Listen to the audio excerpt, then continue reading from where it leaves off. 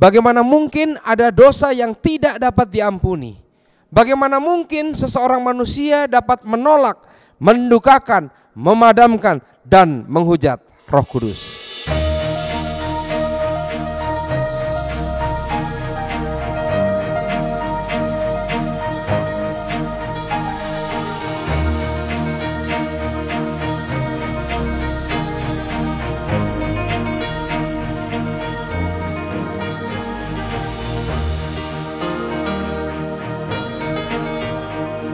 Shalom saudara-saudara yang kekasih dalam Tuhan. Kita bersyukur kembali pada kali ini kita masuk ke dalam pelajaran yang ke-11, mendukakan dan menolak Roh Kudus. Tapi sebelumnya mari kita tunduk kepala dan kita satu di dalam doa. Tuhan Allah kami yang bertahta dalam kerajaan surga, kiranya Engkau memimpin kami, kiranya Engkau menjamah hati kami semua, baik hamba yang menyampaikan firman dan para pemirsa yang mendengarkan, sehingga firman Tuhan ini menjadi jelas. Terima kasih ya Bapa, lindung dan jaga kami. Di dalam nama Yesus kami sudah berdoa dan mengucapkan syukur. Amin. Saudara yang kasih dalam Tuhan, kita bersyukur pada saat ini kita akan membahas mengenai 4 kata. 4 kata. Kalau saudara bisa menghafalkannya dan membawakan di kelompok-kelompok diskusi sekolah sahabat akan lebih baik, yaitu menolak, mendukakan, memadamkan, dan menghujat Roh Kudus yang menuntun kepada dosa yang tidak dapat diampuni. Apa ini dosa yang tidak dapat diampuni? Dan bagaimana kita manusia bisa menolak, bisa mendukakan, memadamkan, dan menghujat Roh Kudus? Tapi sebelumnya saudara-saudara, pelajaran sekolah sahabat kita kali ini mungkin mempersiapkan kita untuk pelajaran sahabat yang berikut. Karena sahabat depan kita akan pelajari fungsi daripada Roh Kudus. Apa tugas-tugas Roh Kudus? Dan menariknya adalah dia hanya mempresentasikan sahabat depan dalam 1 ayat saja. 1 perikop ayat maksud saya. Mari kita lihat tugas-tugas daripada Roh Kudus. Saudara bisa lihat di slide untuk mempermudah. Saya rangkumkan dari sekolah sahabat kita ada 3 hal. Yang pertama, Roh Kudus menyadarkan mengenai keberadaan manusia yang berdosa atau membukakan mata kita kepada dosa. Ini ayat yang akan kita pelajari sahabat depan, Yohanes 16 ayat 8 sampai 11. Luar biasa saudara-saudara pelajarannya. Nantikan sahabat berikut. Yang kedua, membangkitkan di dalam diri kita sebuah keinginan untuk menerima Yesus dan pengampunannya atas dosa-dosa kita. Dan yang ketiga, menjadi tugas Roh Kudus adalah menjadikan kita sebagai seorang pemenang, kuasa kepada kita untuk mengalahkan dosa, memberikan kuasa kepada kita untuk mengalahkan dosa, sehingga dapat memampukan kita untuk memantulkan tabiat Kristus.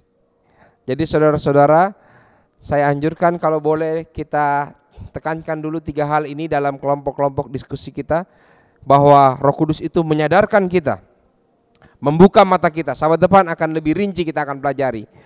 Membangkitkan dalam diri kita keinginan untuk menerima Yesus dan menerima pengampunan dosa-dosa kita. Dan yang ketiga, menjadikan kita sebagai pemenang. Sekarang kita masuk ke dalam pelajaran sekolah sahabat kita yang lebih dalam lagi. Ada 4 hal yang bisa dilakukan oleh manusia yang semuanya adalah negatif. Yaitu pertama, dia bisa menolak, mendukakan, memadamkan, dan menghujat Roh Kudus. Apa saja ini? Bagaimana mungkin kita bisa menolak Roh Kudus? Jawabannya sederhana. Tuhan tidak menciptakan robot. Tuhan menciptakan manusia dengan kemampuan untuk berpikir, dengan kemampuan untuk memilih. Itulah sebabnya walaupun Roh Kudus bertugas untuk menginsafkan kita, bertugas untuk mengingatkan kita, bertugas untuk memberikan kemenangan kepada kita, tapi kalau kita menolak, kalau kita tidak mau, maka keputusan selalu ada di tangan kita manusia. Oleh sebab itu apa yang harus kita lakukan? Pendeta, bagaimana kalau seandainya anak saya atau keluarga saya sepertinya seolah-olah dalam tanda petik menolak Roh Kudus.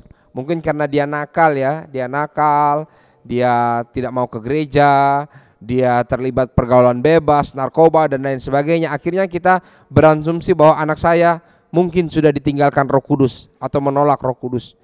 Apa yang harus kita lakukan? Yang bisa kita lakukan adalah yang terbaik adalah berdoa, saudara-saudara. Karena keputusan untuk berubah, keputusan untuk menjadi lebih baik ada di tangan anak-anak kita, ada di dalam diri kita masing-masing.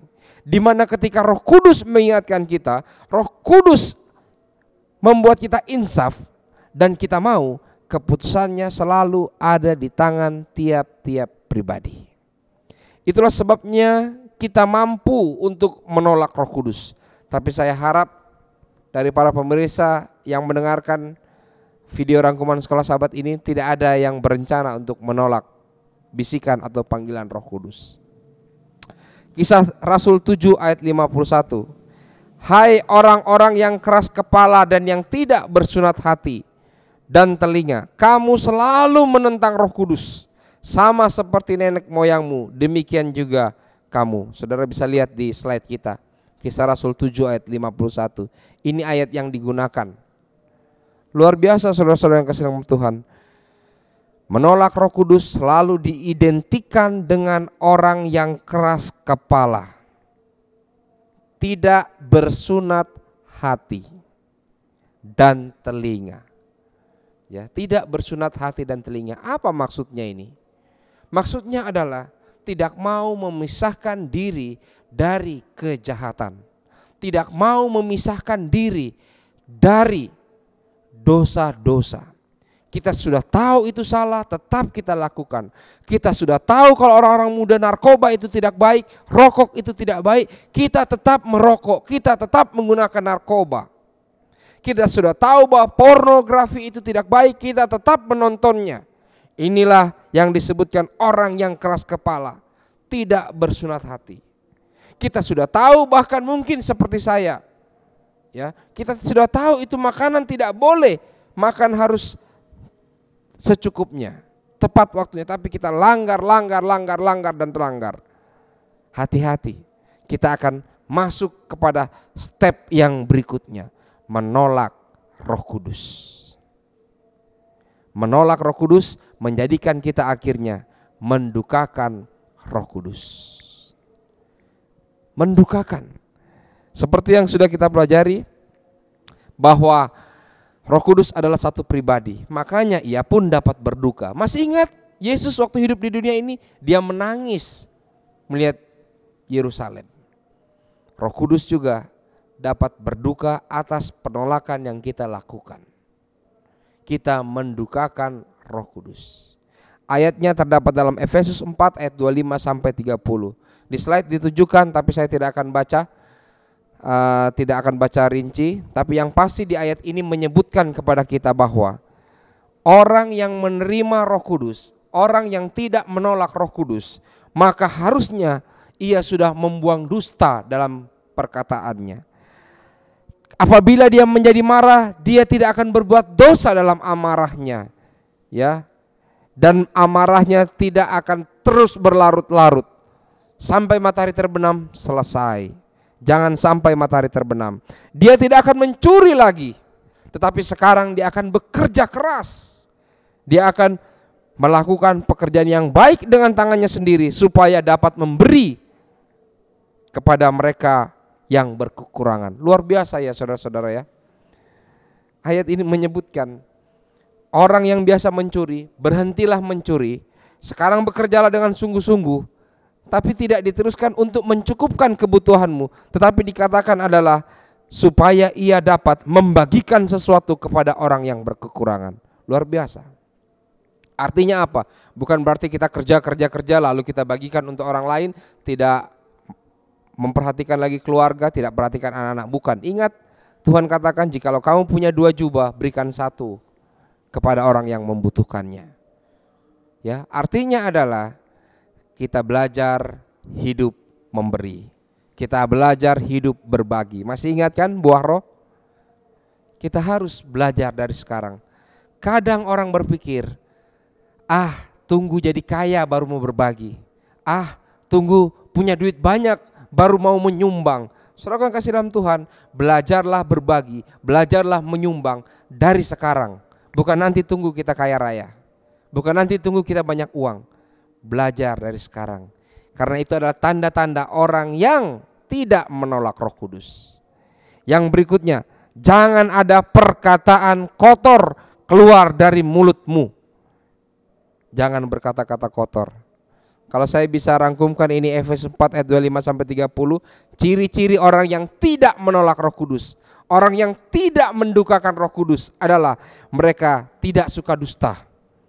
Mereka tidak marah dan menendam. Mereka tidak mau lagi mencuri, tapi gantinya mereka bekerja keras untuk dapat saling berbagi. Dan mereka tidak mengucapkan kata-kata yang kotor. Yang berikutnya, memadamkan roh. Dari mana kata memadamkan roh ini? Pelajaran sekolah sahabat kita mengambil kata memadamkan roh ini dari ayat 1 Tesalonika 5 ayat 9 sampai 11. Saudara bisa lihat di slide. 1 Tesalonika 5 ayat 19 sampai 21 menyebutkan begini. Janganlah padamkan roh dan janganlah anggap remeh nubuat-nubuat. Ujilah segala sesuatu dan peganglah yang baik. Sekolah sahabat kita bagus sekali menekankan begini.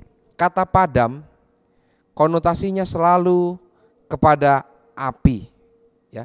Tidak ada padamkan angin, enggak ada. Padamkan air, enggak. Yang ada padamkan api. Apa ini api maksud di sini? Api itu adalah firman Tuhan. Ingat, firman-Mu adalah pelita bagi kakiku, terang bagi jalanku. Firman Tuhan adalah pelita bagiku dan terang bagi jalanku. Api. Apa arti memadamkan roh? Memadamkan api Roh Kudus ini. Saya mengambil kutipan dari sekolah sahabat kita menuliskan demikian. Di pelajaran hari Rabu 15 Maret, saudara bisa lihat di slide. Banyak yang mengaku percaya bahwa Alkitab adalah firman Allah. Kita sama-sama lihat di slide. Namun menginterpretasikannya dalam cara menghilangkan otoritas yang sebenarnya, merampok firman itu terhadap kuasa yang sebenarnya di dalam kehidupan mereka. Juga ketika kita mengabaikan firman Allah dan memperlakukannya dengan tidak hormat atau mengabaikan untuk penerapannya kepada diri kita, maka kita sedang memadamkan lampu ini yang diberikan untuk menuntun kita pada jalan kita dan untuk mengarahkan kesadaran kita terhadap pekerjaan-pekerjaan yang baik. Apa artinya? Memadamkan roh adalah ketika kita sudah tahu firman Tuhan, tetapi kita sengaja tidak mau mengaplikasikannya. Yang kedua, kita coba memeluntir arti firman itu. Hati-hati saudara-saudara. Biasanya yang jago-jago memeluntir firman Tuhan itu adalah orang yang suka belajar firman atau yang tidak suka. Orang yang ahli dalam Alkitab atau yang tidak ahli. Saudara bisa jawab sendiri. Oleh sebab itu ketika Anda belajar firman Tuhan, ketika kita merenungkan firman itu, mintalah kuasa Tuhan untuk memberikan kepada kita kerendahan hati, supaya jangan sampai kita ada di atas firman itu sendiri, sehingga kita memeluntir arti firman yang sebenarnya. Kita menyalah artikan otoritas firman itu sendiri. Tetapi biarlah firman itu berbicara bagi dirinya sendiri. Kita menggali, kita seperti gelas yang kosong, di mana kita siap diisi oleh pekabaran firman Tuhan dan mengaplikasikannya dalam hidup kita. Yang terakhir, menghujat Roh Kudus. Di dalam Alkitab ada beberapa ayat yang menyebutkan kata menghujat Roh Kudus. Saya catat di sini yaitu dalam Markus 3 ayat 28 sampai 29, Lukas 12 ayat 10 dan Matius 12 ayat 31 sampai 32. Tapi yang saya mau ambil yang ditampilkan di slide yang bisa kita lihat adalah Markus 3 ayat 28 sampai 29. Markus 3 ayat 28 sampai 29. Bunyinya begini. Aku berkata kepadamu, sesungguhnya semua dosa dan hujat anak-anak manusia akan diampuni. Ya, semua hujat yang mereka ucapkan akan diampuni. Tetapi apabila seorang menghujat Roh Kudus, ia tidak mendapat ampun selama-lamanya, melainkan bersalah karena berbuat dosa kekal. Ya. Waktu saya baca ayat ini, waktu masih menjadi mahasiswa kependetaan, saya berpikir, wah, rupanya ada dosa kekal. Padahal selama ini yang kita pelajari adalah Yesaya 1 ayat 18 mengatakan, sekalipun dosamu merah seperti kermisi, akan menjadi putih seperti salju. Sekalipun berwarna seperti kain kesumba, akan menjadi putih seperti bulu domba. Tapi kenapa ini ada dosa kekal? Ada dosa yang tidak dapat diampuni selama-lamanya, yaitu dosa menghujat Roh Kudus.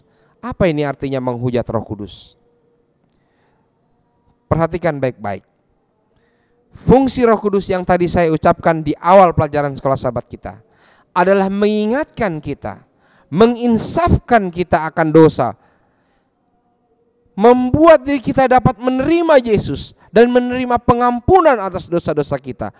Dan ketika kita menolak Roh Kudus, ketika kita mendukakan Roh Kudus, ketika kita menghujat Roh Kudus, artinya adalah kita menolak untuk diinsafkan.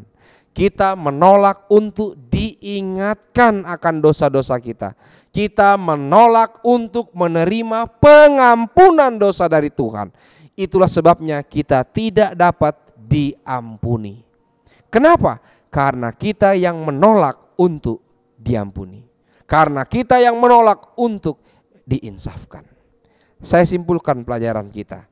Ingat, tekankan di kelompok-kelompok kita fungsi Roh Kudus. Sahabat depan akan lebih rinci dan sistematis kita pelajari pekerjaan fungsi Roh Kudus.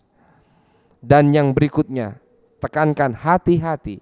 Jangan sampai kita melakukan 4 hal yang sudah kita bicarakan. Yang pertama, menolak. Jangan menolak Roh Kudus. Kenapa kita bisa menolak? Apa maksud menolak? Menolak adalah ketika kita keras kepala. Kita sudah tahu salah, kita lakukan. Kita tidak bersunat hati dan telinga. Kita menentang Roh Kudus. Lalu kita mendukakan Roh Kudus. Ya, ini menunjukkan pribadi daripada Roh Kudus itu. Bagaimana supaya kita tidak mendukakan Roh Kudus? Terima panggilannya. Contoh yang disebutkan tadi adalah buanglah dusta. Jangan marah dan mendendam. Jangan mencuri, tapi bekerjalah dan saling berbagi. Jangan ada perkataan kotor. Yang ketiga, bagaimana kita memadamkan roh? Memadamkan roh dengan kita tidak mengaplikasikan firman Tuhan itu, dengan kita memeluntir arti firman itu sendiri.